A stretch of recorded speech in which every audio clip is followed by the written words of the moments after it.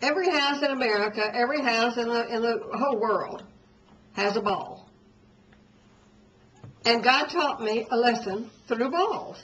Now, in 2002, this is what he said to me. He said, when you bounce downward to the bottom emotionally, when you bottom out, know that you will always bounce right back up again.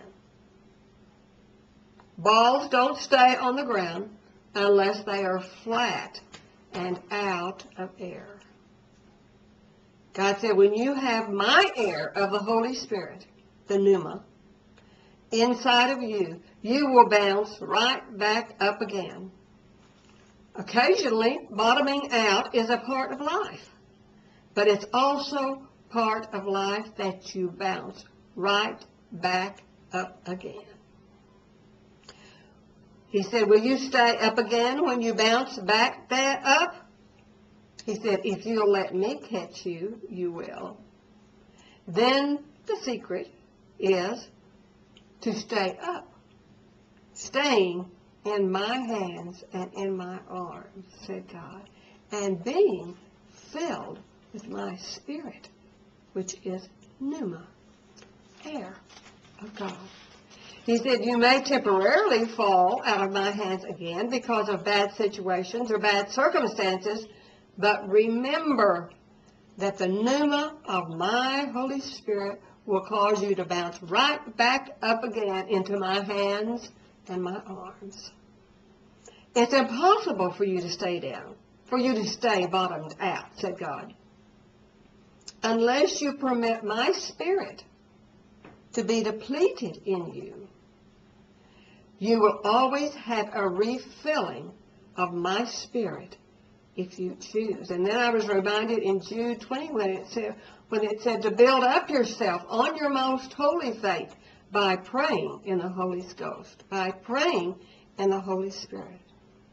I'm always there to re-inflate you and fill you again with my spirit, said God. Don't stay on the ground very long before you reconnect with me. If you do stay down, you won't want to be refilled with my spirit and bounce up into my arms and into my blessings again. If you stay down very long, you will begin to enjoy wallowing in the mire of self-pity and destruction. There is always that chance that if you choose to stay down, you will end up in the mire of self-pity and self-destruction and depression. But God said, when you roll out of control, then bounce right back up into my arms and let me catch you and soothe you and minister to you, assuring you of my solutions and my working in your behalf.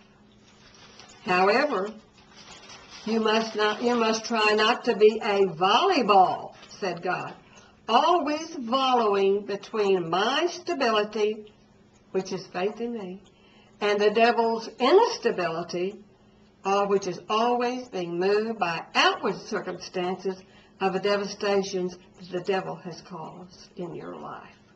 Isn't that wonderful? He said, don't be a volleyball, being volleyed back and forth between God's things for you and the devil's temptations for you.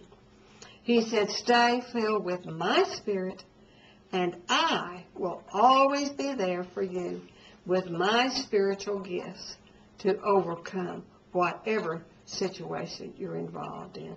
And then he reminded me of James 1, verses 6 and 7, and he says, truly, let such a man who is double-minded not imagine that he will receive anything from God.